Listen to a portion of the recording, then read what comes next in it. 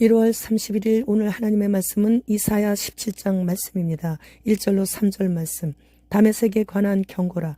보라, 다메섹이 장차 성읍을 이루지 못하고 무너진 무더기가 될 것이라. 아로엘의 성읍들이 버림을 당하리니 양무리를 치는 곳이 되어 양이 눕되 놀라게 할 자가 없을 것이며, 에브라임의 요새와 다메섹 나라와 아람의 남은 자가 멸절하여 이스라엘 자손의 영광같이 되리라. 만군의 여호와의 말씀이니라. 본장은 아람인들이 세운 수리아의 수도 다메섹과 북왕국 이스라엘에 대한 이사야 선지자의 멸망 예언인데, 남왕국 유다를 멸망시키려 했던 다메섹이 마치 무너진 돌무더기 같이 붕괴될 것을 예언하고 있습니다. 다메섹의 경고라로 시작하는데, 다메섹은 아람의 수도입니다. 수도의 멸망은 곧 국가 멸망을 말하는 것입니다. 죄악이 수도에서부터 전국적으로 퍼졌기에 다메섹이라고 아람의 수도의 이름을 부른 것입니다. 다메섹은 본장의 예언대로 BC 732년 아스루 왕 디글랏빌레셀 3세에 의해 완전 멸망되어 다시 회복되지 못하고 영영히 폐허가 되었습니다. 다메섹은 시리아 연맹의 맹주로서 아시리아와 더불어 고대 근동의 주도권을 다툴 만큼 그 힘이 강력하였습니다. 다메섹은 메소포타미아와 이집트를 잇는 무역로의 관문에 위치해 있을 뿐만 아니라 헬몬산 기슭에서 흘러내리는 바르발 강이 성의 한 가운데로 관통하고 있는 아주 좋은 요새예요.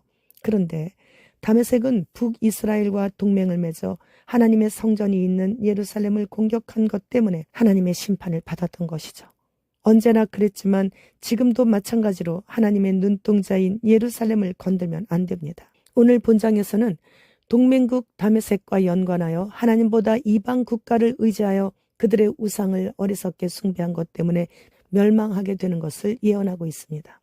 특히 예언자는 다메섹보다는 북이스라엘 심판에 더 관심을 가지고 예언을 하고 있습니다. 다메섹은 하나님을 대적하는 이방 세력이지만 이스라엘은 다윗 집안의 형제 나라이며 다윗 언약을 잘 알고 있었으며 의도적으로 불순종하고 패역된 행동을 했기 때문이에요. 사람이 많이 모여 사는 곳일수록 죄가 범람하고, 다는 아니지만 오래 살수록 죄를 더 많이 짓는 것이 일반적입니다. 북이스라엘인 에브라임은 아수르 침략군을 저지하기 위해 동맹을 맺어 에브라임의 의지가 되었었는데, 다메섹이 멸망을 당하자 에브라임의 남은 자와 아람의 남은 자가 멸절하여 5절 하반절 말씀에 남은 자들의 숫자는 이삭을 주운 것 같다고 이렇게 말씀하셨어요. 6절 말씀. 그러나 그 안에 주울 것이 나무리니 감람나무를 흔들 때 가장 높은 가지 꼭대기에 과일 2-3개가 남음 같겠고, 무성한 나무의 가장 먼 가지에 4-5개가 남음 같으리라. 이스라엘의 하나님 여호와의 말씀이니라. 포로로 잡혀 이곳저곳으로 흩어질 때에 그래도 사마리아에 남은 자들이 있는데, 과일나무 맨 꼭대기에 장대가 닿지 않아서 못단 과일 2-3개가 남은 것 같을 것이라고 하니, 그래도 포로로 잡혀가고 본토에 남은 자도 이 정도는 있을 것이라는 것을 비유로 말씀하시고 계시는 거예요. 4절 하반절 말씀에 그의 살찐 몸이 파리하리니 라고 하셨는데, 언제 이렇게 되느냐면 먹지 못하고 병들면 이렇게 되는 것이고, 불안과 공포를 심하게 계속적으로 당하면 이렇게 되는 것이고, 이렇게 아무튼 북이스라엘을 향해 예언하고 있는 이사야 선지자의 마음은 하나님의 마음과 같이 아프고 쓰리다는 것이에요. 따라서 비록 아브라함의 혈통을 이은 자손이요 언약의 상속 대상이었지만, 그들이 구원의 하나님을 잊어버리고 피난처인 반석에 마음을 두지 않았고, 또한 이방의 풍속을 따라 살면서 세속적으로 타락했기 때문에 멸망당할 수밖에 없었습니다. 그러나 하나님께서는 철저한 심판 속에서도 이스라엘 백성은 택한 선민이므로 엘리야 때 바알에게 무릎 꿇지 않은 7,000명의 남은 자와 같이 소수의 의인들이 반드시 회개하고 돌아와 구원받게 될 것이라고 예언하고 있어요. 이제 전 세계 모든 민족, 모든 족속들에게도 곧 하나님의 철저한 심판이 내려질 것인데, 그때도 변함없이 하나님께만 소망을 두고 딥스의 세력에 타협하지 않는, 그래서 모바일 신분증으로 매매를 해야 하는데 디지털 신분증을 안 만들어 세상에서 불편하게 살면서 마지막 때 꼭 필요한 CBDC인 디지털 화폐를 안 받아 어린 자녀들이 부모의 눈앞에서 굶어 죽어가고 있는 것을 피눈물을 흘리며 지켜보고 있을 때, 친지들과 가까운 지인들로부터 온갖 조롱과 비난을 다 들어가면서도 꿋꿋이 하나님만을 생각하며 참으면 신구약 선지자들처럼 그렇게 비참하게 살다 무참하게 목 베어 죽고 굶어 죽어가면서도 감사 찬양을 올려드릴 수 있는 그렇게 장성한 그리스도인의 믿음으로 붙들어 주심으로 인해 마지막까지 하나님께서는 영광 받으시게 되는 것입니다. 2023년도부터 모바일 운전면허증 발급을 시작한다고 했으니 이제 그것을 핸드폰에 저장하여 모든 인증 가능한 곳에서 자유롭게 현금 없이 별다른 신분증 없이 편리하게 어디서나 사용하게 된다고 합니다. 그래서 2025년도부터는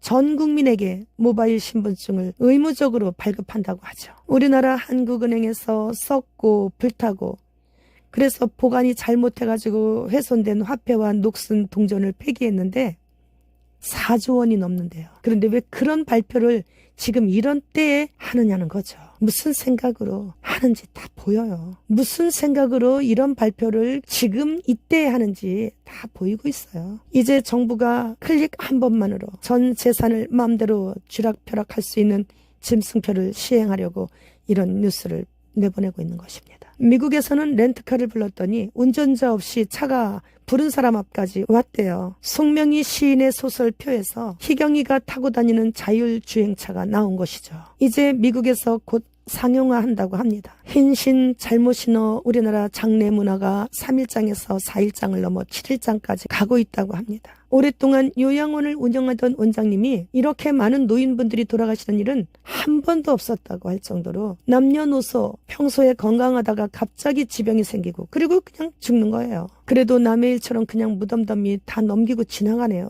그리고 지난 코감기보다 20배 더 독한 것이 온다고 하는데 사람들은 또 흰신을 자원해서 스스로 찾아가서 줄 서서 신을 것입니다. 맞서 싸울 수 없는 죽음을 맞서 싸워 이길 수 있는 두려움과 맞바꾸고 있는 거예요. 그래서 제가 길거리에서 외칠 때마다 흰신 신고 퍽퍽 쓰러져 수천만 명이 죽어나가는 것을 듣고 보면서도 또 신을 것이냐고, 생각이 있는 사람들이냐고 그렇게 야단을 쳐요. 그것도 안 하면 내게 화가 임할 것 같아서 그래요. 일랑 마스크가 뇌에 칩을 심는 데 성공했다고 하죠. 팔다리가 없는 자들이 뇌에 칩을 심으면 생각만으로 열고 닫고 만지고 그렇게 된다는 것이에요.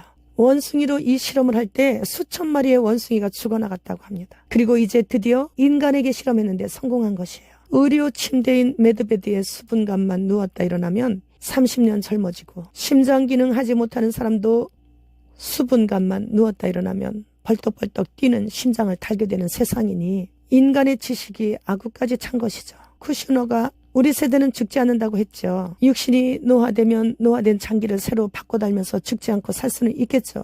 그러나 그 몸의 주인인 영혼은 이미 그 몸을 입고 있다가 주님께서 부르시는 그날에 그 몸을 떠나 지옥불에서 고통당하고 있다는 어린아이들도 다 알고 있는 가장 기본적인 그런 생각을 그 사람들은 못하고 있는 것이죠. 마지막 때를 성경을 통해 이렇게 자세히 기록해 주신 하나님을 찬양하고 송축합니다. 그래서 결심하고 준비할 수 있게 해주신 우리 구주 예수 그리스도 만세입니다.